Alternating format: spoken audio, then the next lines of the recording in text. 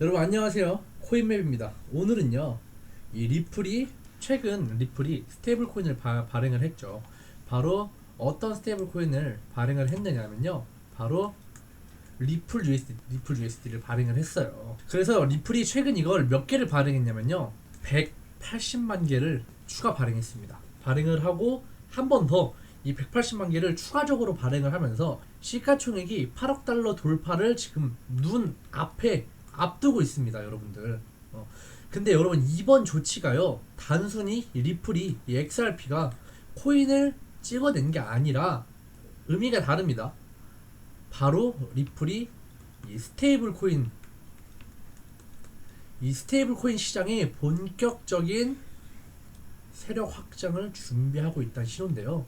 그래서 오늘 영상에서는요, 이 리플 USD 그리고 이 글로벌 확장 전략과 아프리카 진출한다는 소식까지, 그리고 이 리플에 또 하나 있죠, 이 딜로이트 검증과 규제 준수, 그리고 제일 중요한 거 거래소 상장 확대입니다. 상장이 안 되면 쓸모가 없죠.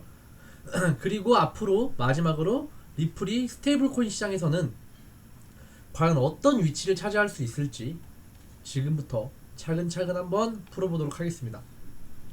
자, 먼저 첫 번째, 여러분들 핵심적인 뉴스부터 설명을 드릴게요. 리플이 XRP 레저에서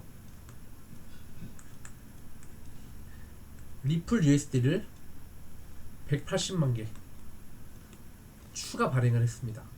이거는요 9월 24일 이후 처음인데요, 이미 리플은요 9월 27일에 이더리움 네트워크에서 800만 개 RLUSD를 발행했었죠. 이 말은 즉 리플은 RLUSD를 단순히 한 네트워크에 국한시키지 않고 이 멀티적인 전략으로 쭉쭉 확장하고 있다는 겁니다. 현재 이 RLUSD 있잖아요. 이 RLUSD의 시가총액은요 7억 9,800만 달러입니다. 진짜 8억 달러를 코앞에 두고 있죠. 그래서 사실 이번 발행을 하면요 이제 곧 8억 달러 돌파가 굉장히 유력해졌어요.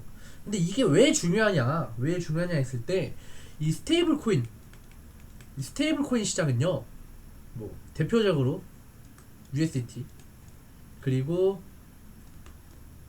USDC, 이 테더랑 서클, 이 두 가지 메이저가 아주 꽉 잡고 있죠. 꽉 잡고 있는데 여기에 리플이 RL USD를 새롭게 밀어 넣으면서 과거에는 USDT 그리고 USDC 그리고 이제는 리플이 RL USD를 밀어 넣으면서 이 3대장이 된 겁니다. 3대장.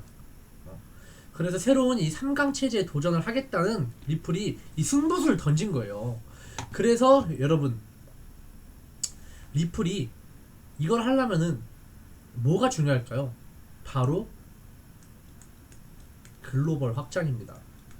글로벌적으로 확장을 시켜야 돼요. 얘네 입지를 다지려면은. 그래서 리플이 어디를 진출한다? 바로 아프리카 시장에 진출을 합니다. 그래서 이번 리플이 조금 더 가장 주력하는 시장 자체도 이 아프리카예요. 근데 조금 더 자세히 살펴보면요, 리플은 이미 최근에 아프리카 핀테크 기업인 이 치퍼캐시라고 있어요. 치퍼, 이 캐시 그리고 또 옐로카드죠. 옐로카드, 이 두 가지 기업이랑 손을 잡았습니다. 그렇다면 왜 아프리카일까? 너무 많은 국가들 많은데 아프리카 이미지가 뭐예요? 후진국이야, 못 사는 동네야. 근데 왜 아프릴까요? 여러분들, 이유는 딱 세 가지로 나눠집니다. 첫 번째 이유는요, 송금 비용. 그리고 두 번째는 인플레이션. 세 번째는 은행 접근성입니다. 왜냐면요, 아프리카 같은 경우는요, 그 은행에 대한 후진국이잖아. 은행에 대한 이 인프라 자체가 부족하다 보니까 이 아프리카에서 따로 뭐 다른 나라 해외로 송금하려고 하다 보면은 송금 수수료 자체가 이 수수료만 보더라도 이 10%가 넘는 경우가 많아요. 굉장한 겁니다. 그래서 리플은 이거를 보고서 아프리카에 우리 RL 이 USD 우리가 만든 스테이블 코인으로 송금해, 우리 수수료 10%그 정도 아니야 라고 하면은 사실 이 송금하는 사람들 입장에서는 당연히 수수료 싸고 안정적인 스테이블 코인을 쓰는 게 더 맞겠죠. 그리고 두 번째는요, 아프리카 뭐 부정부패도 심하고 후진국, 그 말은 인플레가 심하다, 인플레이션이 굉장히 심합니다. 이 말은 뭐냐, 아프리카 여러분들 아프리카, 제가 여러분들한테 달러랑 아프리카 돈 준다 그래, 뭐 받아요? 당연히 달러 받지. 왜냐? 아프리카 화폐 자체가 그만큼 불안정하다는 겁니다. 그러다 보니까 아프리카 이 화폐 자체가 그만큼 불안정하다 보니까 당연히 이 스테이블 코인이죠. 이 스테이블 자체가 안정된다라는 뜻이잖아요. 이 스테이블 코인 수요가 아프리카에서는 지금 폭발적으로 수요가 늘어나고 있습니다. 왜? 다시 한 번 더 말씀드리지만 이 아프리카의 이 현지 화폐 자체가 좀 불안정해요.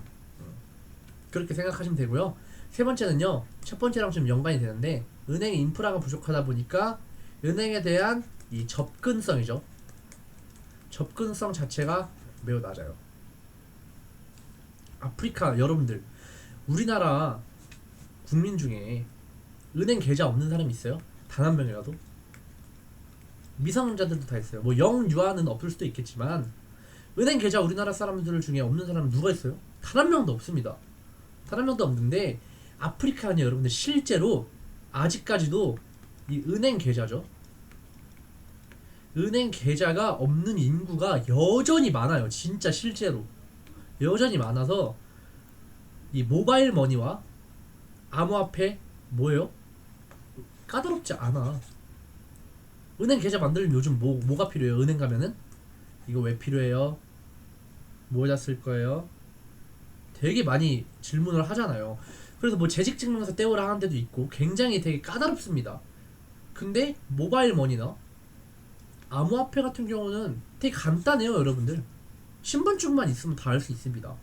그래서 은행 접근성이 낮은 이 아프리카 같은 경우에는 모바일 머니와 암호화폐가 굉장히 빠르게 확산되는 지역 중에 하나다. 그래서 리플이 이 RLUSD로 아프리카의 이 문제를 해결하겠다는 겁니다. 어떻게? 첫 번째, 수수료 비싸다 했죠. 송금 비용을 낮춘다. 그리고 송금 비용을 낮추고 이 달러 기반의 이 스테이블 코인을 제공을 해서 이 아프리카 이 현지인들이죠. 현지인들이 안정적으로 돈을 보관을 하고 또 쓸 수 있게 만들려는 전략입니다. 어떻게 보면은 이 아프리카라는 국가 때문에 좀 신뢰감이 떨어질 수 있지만 저는 리플의 이거 사실 이 아프리카 그 대륙 인구가 몇인데 거기를 점령하잖아요. 리플이 초대박 납니다. 어떻게 보면은 좀 양날의 이 도끼를 할 수 있죠. 잘못하면은 좀 많이 아프지만 잘 되면은 이만큼 올라갈 수 있습니다. 그리고 다음 내용은요, 여러분들 딜로이트입니다. 리플의 투명성 강조죠. 이 딜로이트 검증 보고서. 리플은요, 여러분들 이번에 잠깐만요.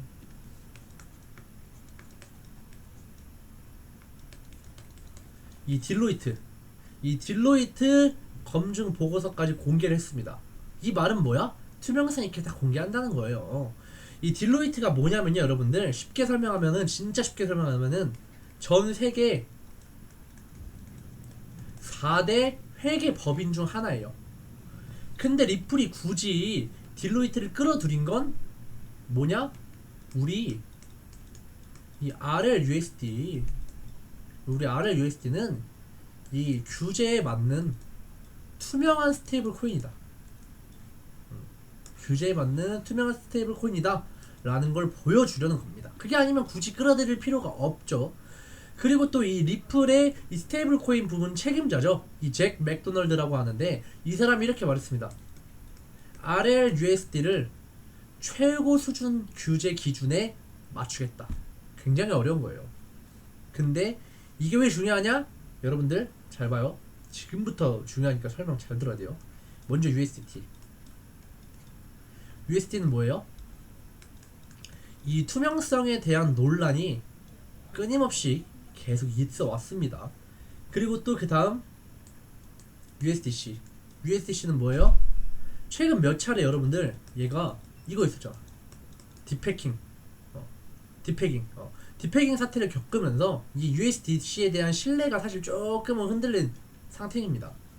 근데 리플이 이번에 RLUSD로 어떻게 이 틈을 다 파고들겠다는 전략이에요. 최고 수준의 규제를 맞추겠대요. 투명하게 다.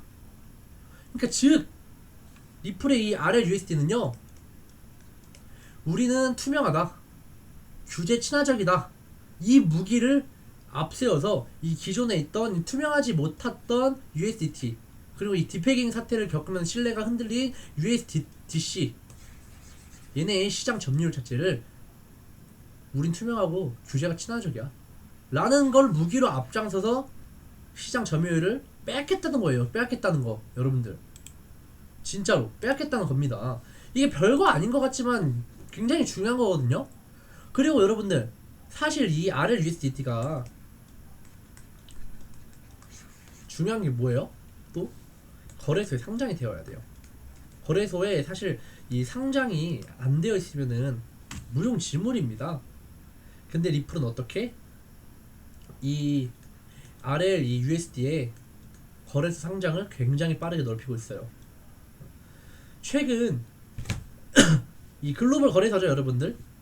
바이비트 아시죠? 바이비트에도 상장을 했고요.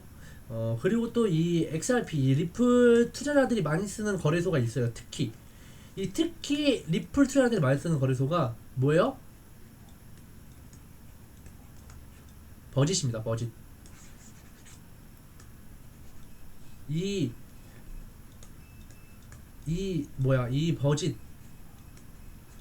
버짓에서도 새로운 거래상이 추가가 됐어요. 그렇다면 이게 무슨 의미일까? 여러분들 한번 살펴볼까요? 바로 이 스테이블 코인은 여러분들 결국 얼마나 빨리 또 얼마나 넓게 쓸 수 있느냐가 핵심입니다. 이 유통 채널이, 스테이블 코인 자체의 유통 채널 자체가 넓어질수록요, RLUSD 얘네는 그만큼 거래량을 확보하게 되고 자연스럽게 우리가 알고 있던 기존 스테이블 코인 USDC 이 코인들과 경쟁할 수 있게 된다는 말이에요. 자, 그렇다면 여러분들 다음에는 이 리플에 대한 전략을 제가 좀 설명을 드릴 건데, 여러분들 이 RLUSD가 잘 된다고 해서 리플이 무조건 올라갈까요? 아니죠. 근데 제가 지금 언뜻 봤을 때 리플 이 차트를 간단히 보면요, 지금은 상승 추세가 맞다고 보입니다. 근데 이 타점 잡아야 돼요, 여러분들. 타점을 잡아야 돼요. 타점 굉장히 중요한데, 이 타점이 좋지 않으면은 여러분들 어떻게 되냐면요, 20% 30% 먹을 것도 5% 10%밖에 먹지 못하는 게 중요한 타점입니다. 지금 리플이 2.9달러 부분에 있잖아요. 근데 내가 예를 들어서 여기다 잡았어. 2.4달러 부분에서 잡았다고 가정을 해볼게요. 그럼 벌써 5달러가 수익입니다. 근데 만약에 내가 2.7달러에 잡았어. 근데 지금 2.9달러야. 그럼 2.4달러에 잡은 사람이 더 좋겠죠. 2.7달러보다. 그만큼 수익률 자체가 달라집니다. 뭐가? 타점에 대해서. 그리고 이 리플에 대한 이 비밀 소식도 제가 많이 준비하고 있거든요. 이 타점과 이 리플에 대한 정확한 전략 궁금하신 분들은요, 지금 화면에 보이시는 번호로 코인맵이라고 문자를 넣어주시면요, 바로 어떻게 알려드리도록 하겠습니다. 꼭 화면에 보이시는 문자로 코인맵이라고 문자 한 통 넣어주세요. 자, 그리고서 이제 다음으로 바로 넘어갈게요. 리플의 스테이블 코인 전략 제가 조금 살짝만 이 맛보기로만 해석을 해드릴게요. 여러분 이번 이 조치를 보면요, 리플이 이 스테이블 코인을 단순히 한 개 더 발행한 게 아니라 뭐다?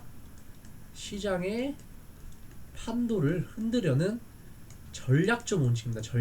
전략적 움직임. 이게 보여요. 리플은요 여러분 이미 전 세계의 은행 송금 기업이죠. 은행 송금 기업 이 핀테크 네트워크가 연결돼 있어요. 이미 얘네 연결돼 있어요.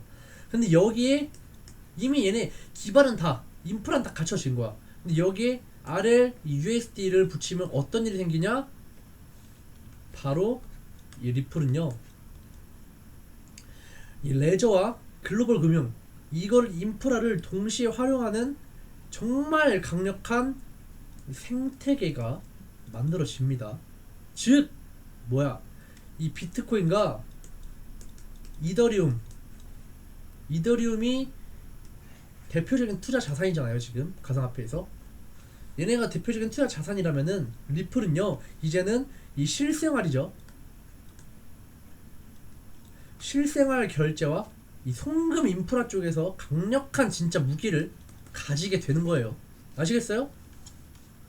그래서 이 제 개인적인 생각을 조금 더 추가해서 말씀드리면요, 이번 이 RL 이 USD 발행과 이 확장이 단순한 이벤트가 아니라 리플이 스테이블 코인 이 3강 구도 이 3강 구도를 노리고 있다는 신호라고 봅니다. 물론 이 단기적으로 봤을 때요, 단기적으로는 이 RL USD 시가총액이 10억 달러를 돌파하는 게 저는 개인적으로 머지않았다고 생각을 합니다.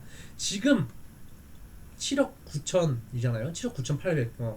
지금 이 7억 9,800인데 발행 속도를 보면요, 진짜 정말 빠르면은 이번 달 아니죠.